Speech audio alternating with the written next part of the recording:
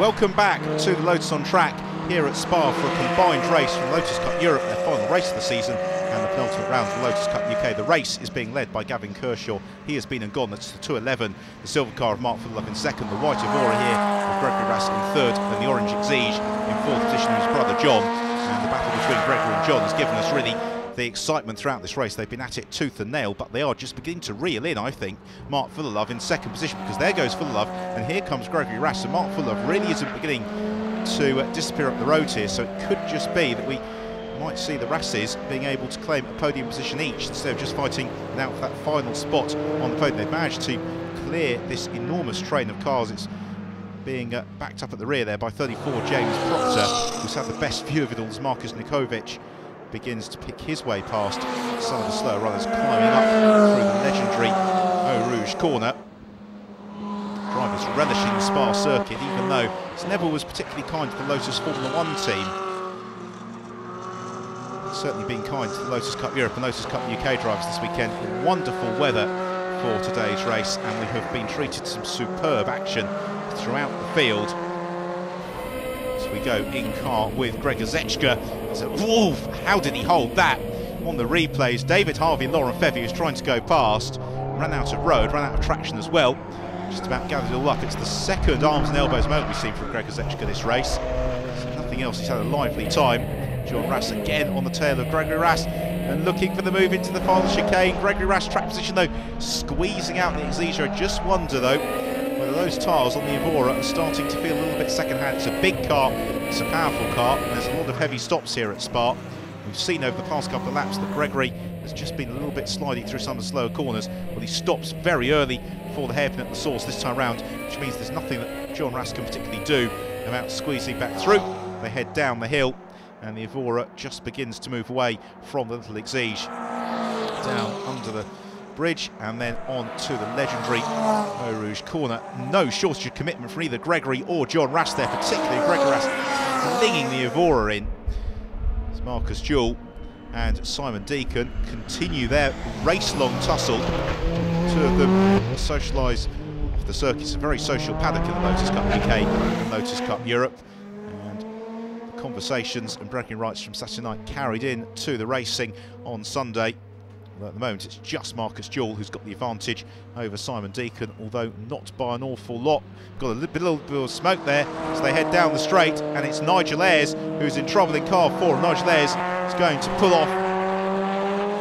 Yes, there he is, running off the escape road and down the old Spa Grand Prix circuit. I think he'll be vacating that cockpit fairly quickly because the car is looking very smoky. It's now the turn of Jean-Baptiste Mersnier to try and pick his way through this production class battle. A little bit lower down the order, it's Greg Noble. He has just squeezed through as Tom Chataway and Nicholas Walker engage in battle. Chataway gaining the place. Nicholas Walker immediately looks to fight back in the orange machine. It's Chataway in the white car. In the production class, it's Steve Quick just leading it, and then Ben Hyland in the orange and white car there in second, with Ken Savage in third, but right onto the tail of Ben Hyland once more. They lost Rob Austin from that group. Steve Quick has been the long-time class leader, but I just wonder whether Ben Hyland and Ken Savage have got anything left in the locker to take to challenge Steve in the closing stages. We have only got a handful of laps remaining, so the drivers are going to look to gain the positions. Now is more or less the time they've got to do so.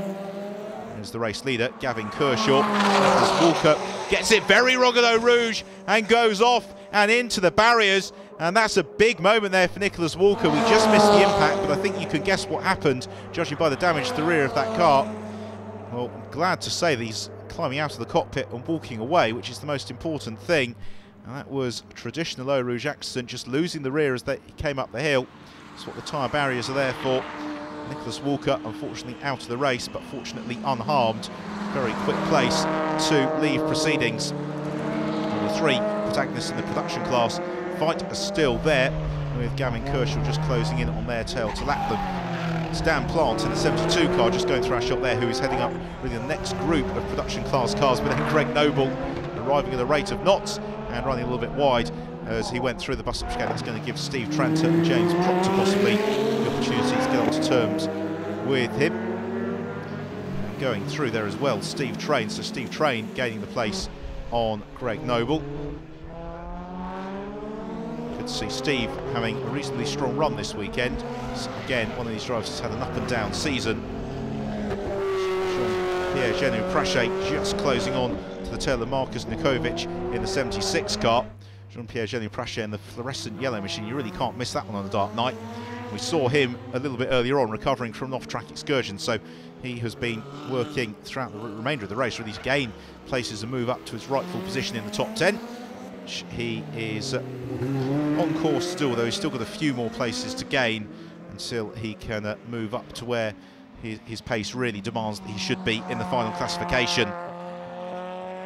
Dan Plant just breaking away now from Steve Train, who's still got Greg Noble and James Proctor on his tail. And the next man up to lap them is going to be Steve Williams in the bright yellow Lotus 211. Steve, one of the feistiest competitors in the field. He also prepares a good number of the 211s run by the UK drivers. It makes every Lotus race weekend for Steve a very busy one indeed, but he's a very fine pilot above all else. And is well up the field in 6th position at the moment, although some way back from Jean-Baptiste Meusnier in 5th position. Philippe Loup turning through Eau Rouge. We've still got the yellow flags at Eau Rouge whilst the marshals get to work recovering the car of Nicholas Walker to a place of safety. Glad to see though the safety car hasn't come out, because as we are heading towards the end of the race here, the last thing you want is the field being artificially bunched up by a safety car appearing, which we haven't had. Is the race able to continue as Steve Tranter, I think, who was just moving aside to let some of the quicker cars through. Philippe Loup,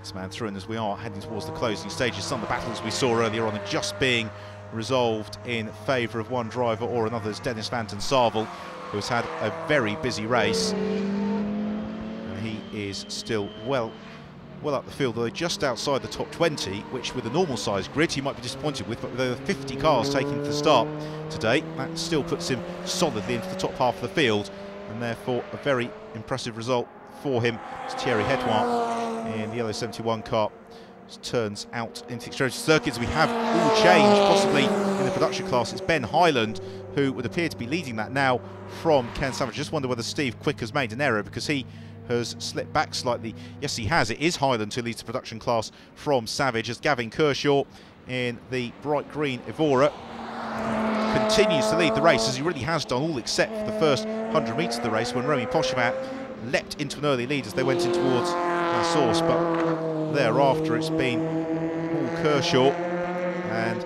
we look off into the distance, and there, headlights ablaze, is Mark Fullerlove. Here is Steve Quick. Steve must have had a spin, because he has dropped really quite some way back from Ben Hyland and Ken Savage, who is leading for so long. Gregor Zechka onto the tail of Laurent Febvre here into the Source, looking to the outside. Not sure that's going to work for you, Gregor. Laurent Febvre carrying much more speed through on the apex. Instead, Gregor Zechka trying to get momentum built up down the hill on towards Eau Rouge. Is he going to be able to challenge Laurent Febvre into Eau Rouge? Not so sure about that, but possibly up the hill and on the exit. So into the corner they come now, and then can Zechka carry the momentum through? Yes, he can. He's got a lot of speed here. He has to take somewhat to the runoff area to avoid running into the rear of Laurent Febvre. That, however, takes away the momentum and the extra pace that he did have, so Laurent Febvre maintains the position momentarily, and then Zechka looks again to the slipstream on towards Les Combes. Tom Chataway just on to the tail of Glenn Sherwood. Tom maybe gaining an extra place in the closing stages of this race, with Gavin Kershaw still emphatically in the lead. Into the chicane, on to complete another lap. He's just about to head past Vital Chauhun. Once again, the teams, though, on the pit wall still cheering their men on. Pit board's going out, giving the drivers all the vital information that they need, and the hurry-up signal and the fist pumps. I think we're certainly going to get some of those in this particular group of cars, in particular the battle between the brothers Rass. It's Gregory just ahead of John, who squeezes through past Steve Quick as they arrive into the bus stop chicane, and then Gregory Rass runs wide anyway, and John Rass, in the most unexpected circumstances, goes up into 3rd position. I don't think he would have quite anticipated that, but for me that validates the hypothesis that the tyres are just beginning to go away from Gregory Rass on that Evora. He really is struggling to get the car slowed down and into the slow corners. We watch it in car from John Rass. We go between the two yellow machines. There's Gregory Rass not turning into the corner. John Rass says thank you very much. I'll just move across, take my apex here, go up to third and look forward to the trophy a little bit later on this afternoon.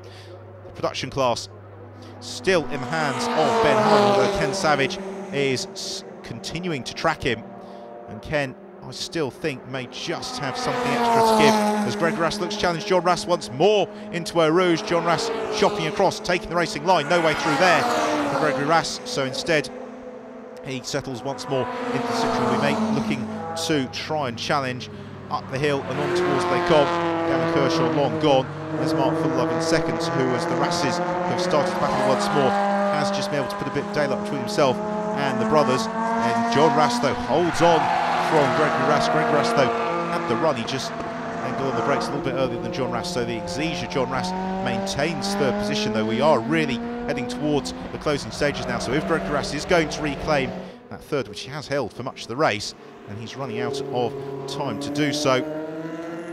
Streaming through another gaggle of cars. Plenty of battles throughout the field. We've got somebody, though, very smoky. That's Markus Nikovic just coming into view there. And that could be an expiring Exige, possibly. The white smoke never forebodes good times. He pulls off onto the grass, and I think he should get out of that car very quickly, because that is progressing from white to grey smoke.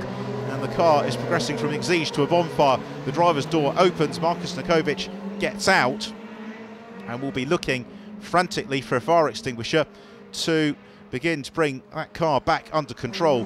The yellow flag's there. We've got another car that's gone up. That's Simon Deacon, and that car is well and truly ablaze. Simon, that you could just see there to the right of the shot, was out of the car unharmed.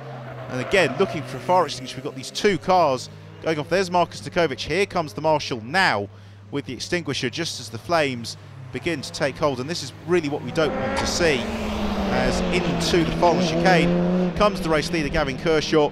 It's been a super drive from Gavin, and an emphatic victory. He takes the flag as the fire truck attends to Markus Nikovic. So it's the win for Gavin Kershaw in dominant fashion in the final round of the Lotus Cup Europe, penultimate round of the Lotus Cup UK. He slows to take the claim of the marshals and the crowd. Second place to Mark Fullilove. But what about third? Which of the Rasses will have held on to it, as the marshals set to work with the car of Simon Deacon as well? Such an unfortunate end to the race. Back in car with John Rass, out to the final chicane. He's going to hold on and claim third position here. It's been a great drive from John, and a very well-deserved third. What's been a super race. We'll be back after the break with all the results here at Lotus on Track.